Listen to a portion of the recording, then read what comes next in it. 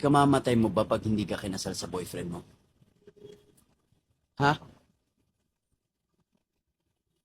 Ako na nagsasabi sa'yo. Hindi. Tsaka tignan mo yung tsura mo. Ang desperada mo.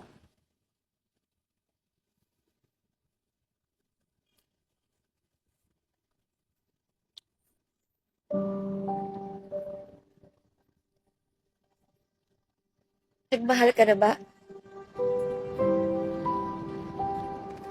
Minahal ka na ba?